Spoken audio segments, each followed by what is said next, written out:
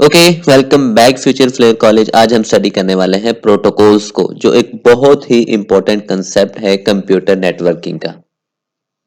तो सबसे पहले हम डेफिनेशन की बात करेंगे। A protocol is a set of rules that define how data is transmit and receive over the network. किस तरह से एक डिवाइस दूसरे डिवाइस को डेटा सेंड करती है या रिसीव करती है नेटवर्क का यूज करते हुए। तो वो जिन प्रोटोकॉल्स को, जिन रूल्स को फॉलो करती है, उन रूल्स को हम बोलते हैं, वो क्या कहलाते हैं? प्रोटोकॉल कहलाते हैं। ठीक है। अब हम कहीं पे भी जाएं, किसी भी ऑफिस में जाएं, मान लो मैं अगर किसी बैंक में जाता हूं तो मुझे अकाउंट ओपन करवाना है, तो उस अकाउंट ओपन करवाने के लिए उन बैंक वालों के कुछ प्रोटोकॉल्स होते हैं, कुछ रूल्स होते हैं। वो हमें कुछ फॉर्म देते हैं फिल करने के लिए। ठीक है। हमारा एड्रेस, हमारा नेम, फिर उसके बाद हमारे थंब प्रिंट, ये सब के सब कुछ ना कुछ वो हमसे लेते होते हैं। क्यों? क्योंकि वो प्रोटोकॉल्स हैं, उनके रूल्स हैं अकाउंट को ओपन करने के लिए। तो इसी तरह अगर हम एक डिवाइस से दूसरी डिवाइस में डेटा सेंड करते हैं नेटवर्क का यूज करते हुए, तो हमें लाजमी तौर पे कुछ ना कुछ रूल्स को मानना पड़ता है। और वो जो रूल्स होते हैं वो हमारे सिंपली कहलाते हैं प्रोटोकॉल। और जो सबसे इंपॉर्टेंट एक और बात प्रोटोकॉल्स की है कि भाई it ensure device even if made by different manufacture can communicate properly. ठीक है। मान लो ये जो मेरी डिवाइस है ये बनाई है एचपी वालों ने, ठीक है, और ये बनाई है डेल वालों ने। क्या कभी आपने देखा है कि भाई डेल वाला सिर्फ डेल वाले को ही सेंड कर सकता है, एचपी वाला सिर्फ एचपी वाले को ही डेटा सेंड कर सकता है? नहीं ना होता इस तरह। क्यों? क्योंकि वो दोनों डिवाइसेस किसी भी कंपनी ने बनाई हो, वो सिर्फ प्रोटोकॉल्स को देखती हैं। क्या जो हमारी डिवाइस वन है जो इस प्रोटोकॉल्स को फॉलो कर रही है, क्या वो दूसरी जो डिवाइस है वो भी उसी प्रोटोकॉल को फॉलो कर रही है? अगर तो फॉलो कर रही है फिर हम डेटा सेंड कर सकते हैं, अगर नहीं कर रही तो फिर हम नहीं कर सकते। बिल्कुल इसी तरह अगर दो ह्यूमन हैं, तो अगर एक इंग्लिश बोल रहा है दूसरा चाइनीज बोल रहा है, तो क्या वो एक दूसरे से कम्युनिकेट कर पाएंगे? नहीं कर पाएंगे। क्यों? क्योंकि इनकी लैंग्वेज डिफरेंट है, उनके प्रोटोकॉल्स डिफरेंट है। लेकिन अगर इंग्लिश वाला इंग्लिश वाले से ही बात कर रहा है तो वो कर सकता है, वो कम्युनिकेट कर सकता है। वजह उसकी क्या है? क्योंकि उनके प्रोटोकॉल सेम है। उसके बाद हम प्रोटोकॉल्स के की एलिमेंट्स की बात करें तो की एलिमेंट्स में सबसे पहले हमारे पास आ जाता है सिंटैक्स, उसके बाद सिमेंटिक, उसके बाद टाइमिंग। अब इन तीनों को हम एग्जांपल की मदद से समझते हैं। तो यहाँ पे हमने एक तो ले ली कंप्यूटर्स की यानी डिवाइसेस की एग्जांपल, दूसरी हम ले लेते हैं ह्यूमन की। ठीक है। दो दोस्त हैं, एक दोस्त ने अपने दूसरे दोस्त को लेटर सेंड करना है हमारे पोस्ट ऑफिस का जो सिस्टम होता है ना उसके जरिए।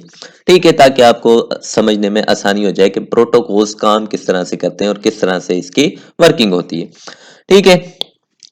तो सबसे पहले अब जो हमारा नेटवर्क है ये जिस प्रोटोकॉल्स को यूज करता है मैसेज को सेंड करने के लिए या मेल को सेंड करने के लिए, यहाँ पे हम मेल को सेंड कर रहे हैं, तो उसके लिए जो प्रोटोकॉल यूज होता है वो होता है SMTP, simple mail transfer protocol.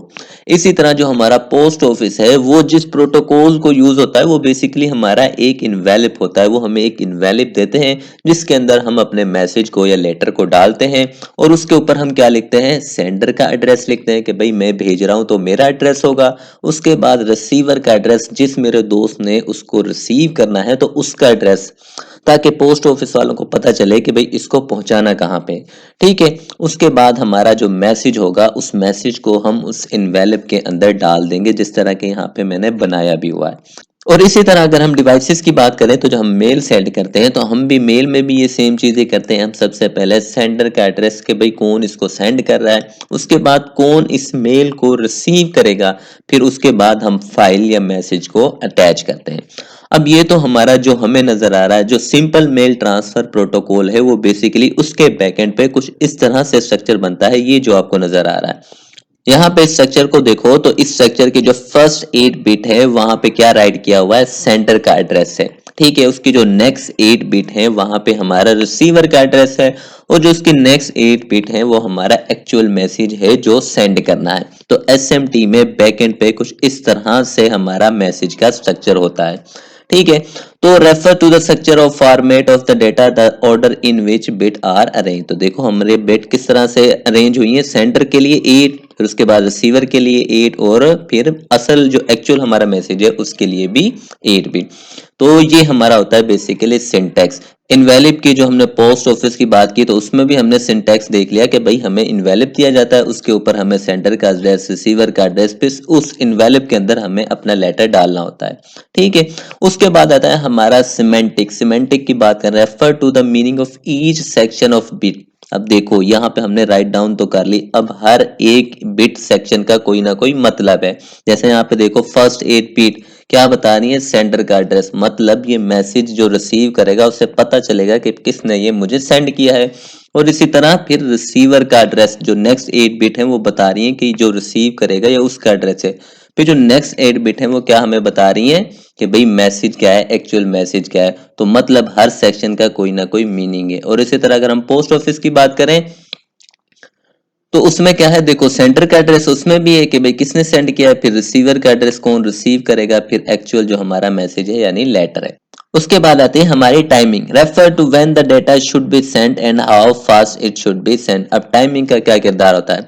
अब यहाँ पे मान लो मैं इस डिवाइस से अगर डेटा सेंड कर रहा हूँ इस डिवाइस पे, अब मान लो इसकी जो कैपेसिटी है वो 8 MB है कि भाई 8 MB का ये डेटा रिसीव कर सकता है और ये यहाँ पे भेज दे 100 MB का, तो जो बाकी का जो डेटा है वो क्या हो जाएगा, लॉस हो जाएगा, वेस्ट हो जाएगा, ज़ाया हो जाएगा। अगर इसको हम समझने के लिए यहाँ पे सिंपल की बात करें तो मान लो जो हमारा पोस्ट ऑफिस है उसकी जो कैपेसिटी है वो एक दिन में सिर्फ 10 मैसेज को ही पोस्ट कर सकता है या डिलीवर कर सकता है। अब ये 10 को कर सकता है तो मैं यहाँ से भेज दूं भाई 100 कि भाई 100 को पहुंचा दो। अब ये जो मेरे मैसेज थे इनमें एक बहुत इंपॉर्टेंट मैसेज था, इंटरव्यू का लेटर था कि भाई आपका 3 दिन बाद क्या है, इंटरव्यू है। अब यहाँ पे देखो तो एक दिन में ये कितना है, 10 को पहुंचा सकता है, यानी यहाँ पे कितने पहुंचेंगे, 30 लेटर तो पहुंच जाएंगे। अब मान लो जो मेरा इंटरव्यू का लेटर था वो 50 वाला था तो फिर वो तो पहुंचा ही नहीं। मतलब कि जो इंटरव्यू वाला लेटर था वो मेरे लिए इंपॉर्टेंट था, मुझे इंटरव्यू के लिए जाना था, मुझे जॉब मिलनी थी, लेकिन क्योंकि उसकी कैपेसिटी कितनी थी 10 की, तो उसकी वजह से मैंने मैसेज ज्यादा भेज दिए। तो फिर क्या हुआ, मेरा जो इंटरव्यू का लेटर है जब वो पहुंच भी गया, मान लो वो 4 दिन के बाद पहुंच भी गया, तो क्या उसका कोई फायदा होगा, नहीं, वो जाया हो गया क्योंकि इंटरव्यू की डेट निकल चुकी है। तो इस तरह से हमारा टाइमिंग का किरदार होता है, हमारे प्रोटोकॉल में टाइमिंग इंपॉर्टेंट है। ठीक हो गया, आई होप आपको समझ आ गई होगी। कोई क्वेश्चन हो तो लाजमी पूछेगा, चैनल को लाजमी सब्सक्राइब कीजिएगा। ओके।